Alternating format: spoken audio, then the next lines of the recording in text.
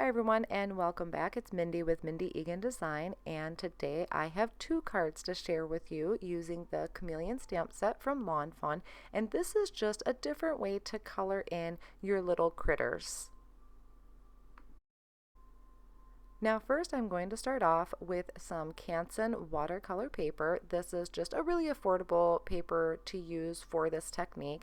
I have about 4 pieces cut there, and they're 4 by 4 inch square pieces that I had cut. So what I'm doing here is I'm working on my Tim Holtz glass media mat, and I really apologize. The lighting I was really happy with, but you can see me in the reflection quite a bit throughout the video, so I apologize for that. But what I'm starting out with is I took the Twisted Citron Distress Ink, I squished it down onto that craft mat off on the side, and spritzed some water on it, and then twisted my paper, smooshed my paper into it. And you can see now I heated that with my heat tool just to speed up the drying process. And I took my paper and I squished it on there again. And I just keep repeating that until I get the desired look that I'm going for. The mat is really easy to clean off. So then I can go ahead and apply my Mermaid Lagoon. And these colors look beautiful together. I really like this color combination and how those two colors mix, and that's what I was going for. I actually had Googled chameleons, and there were just some really gorgeous colors out there, and I thought this was just a really unique way to kind of get that mix of color for this critter, and it's really quick and easy to do. So now you could see that first color I laid down was Mermaid Lagoon on this second piece, and then I took Wilted Violet and I did the same thing. I just squished some down on my mat, spritzed it with water, and smooshing my paper into that. And you could see these are just some really beautiful, you could use them as backgrounds. Now here is the stamp set. It's just a mini stamp set, so it's very affordable, and there's so much you can do with these chameleons. What I did is I took one of my squares and I put it into my Misty stamping tool. The reason I'm doing this is in case I don't get a good first impression, I can stamp it again. Because I'm using that Canson watercolor paper, it does have texture to it. So this was just kind of playing it safe. I'm coming in with the Lawn Fawn Jet Black ink, and I kind of positioned my chameleon where it was really colorful, where those two colors really met and mixed, so I got a good variety. Then I'm going to go ahead, turn my paper, line it up, and I'm going to stamp these a couple more times. And on this one that I stamped, I don't think it was quite dry in that area, so it didn't want to stamp very well, but I just applied my heat tool again and stamped it a couple more times. Now you can get quite a few more images out of this too. So this is, for being just a 4 by 4 square, you can really get a lot out of it. Then I'm going to take this Mermaid Lagoon and Wilted Violet piece, and I'm going to do the same thing, just lining up where some of those colors meet and really had a good mixture, and stamping them with that black ink. And these turned out just so super cute.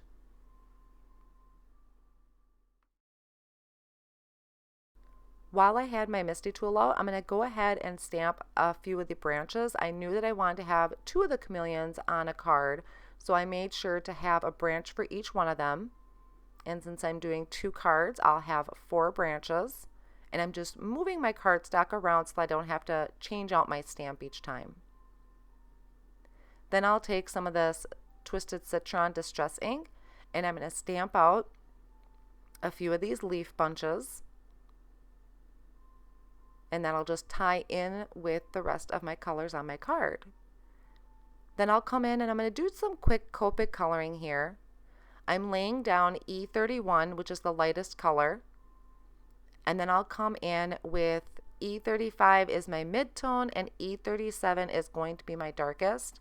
And one of the chameleons I knew would kind of be upside down, so I'm kind of going with the bottom of the branch is going to be the darkest. And then I'm throwing in some random flicks throughout the branch just to kind of give it more of that realistic look to it. And I'll do the exact same thing for the other three, laying down that light color first, coming in with the E35 as the mid-tone, and then an E37 just to put in some of that shading a little bit, and applying those flicks again to put in some of those branch texture, I guess.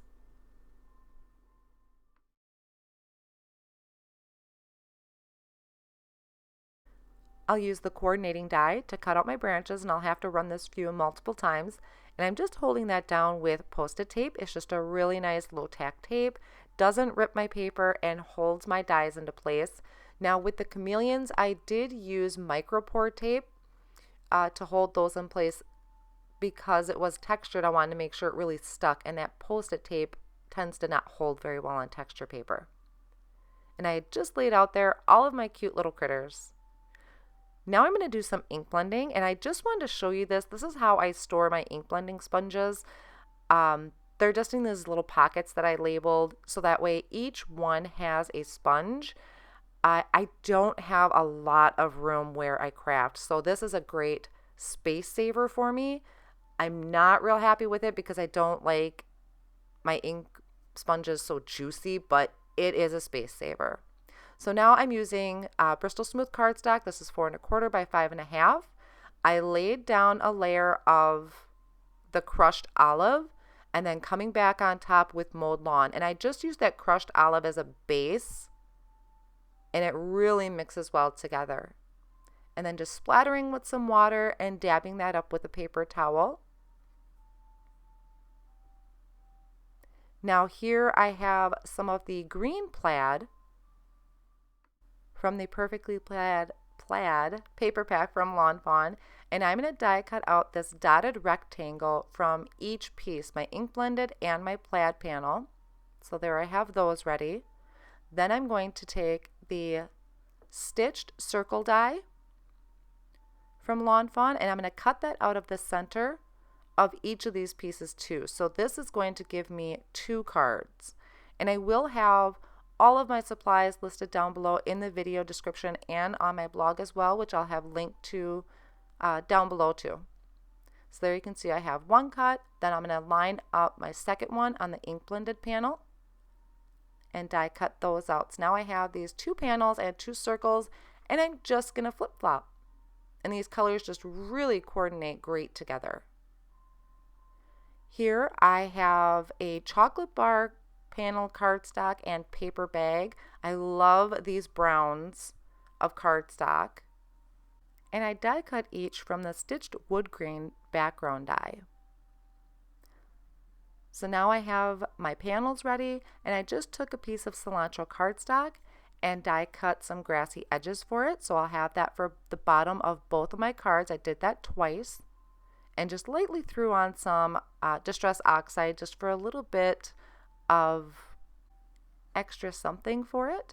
And then I went ahead and attached the grassy edges to the bottom of those panels. I'm holding down the panels with some Post-it tape just to line up my circles because I'm not ready to attach those front panels to the card yet. So that, like I said, that Post-it tape really works great. It did not rip my paper whatsoever.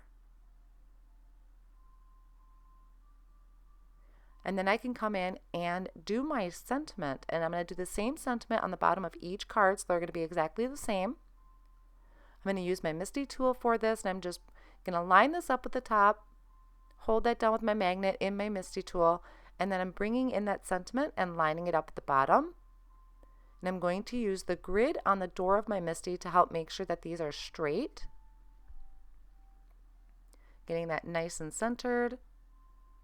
And then I can pick that up with the door of my Misty and come in with some Versamark ink, which is just a really great sticky ink for heat embossing. Stamp that down, and then I can go ahead and heat emboss this with the Lawn Fawn white embossing powder. And that's really going to stand out great against that green cilantro cardstock. Once I have this panel done, I'll go ahead and do the same thing on my second panel, making sure to prep that with your anti-static powder tool because you don't want anything sticking to it that isn't supposed to. And then heat embossing that as well. And I apologize if I sound a little scratchy. I have had a summer cold for a couple weeks now. I just can't seem to get rid of it. So I do apologize if I sound a little off right now. Now I'm just going through and attaching my wood grain panels to 4 1/4 by 5 1/2 inch cardstock bases. I had a little bit of white hanging off there, so I just quickly trimmed that off. And then I can start working on the assembly of my card. So here are those 2 panels that I have my sentiments stamped on, all of my little chameleons, bringing in my branches so I can start figuring out which ones I want to put on there. And using my tweezers for this, I like to put a post-it note down on my table just to kind of catch any excess glue, kind of save some cleanup time, and then I can just throw that post-it note away when I'm done. And those are really inexpensive, and they're really handy to have on hand.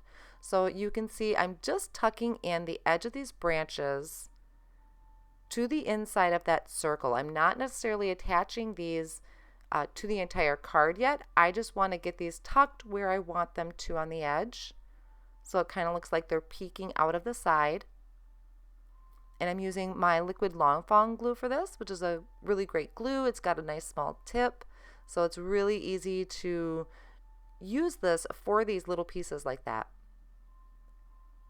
And then just applying my tape runner to the back of that panel and attaching that to my card. And you can see I have these cute little chameleons hanging off in the center of that cutout.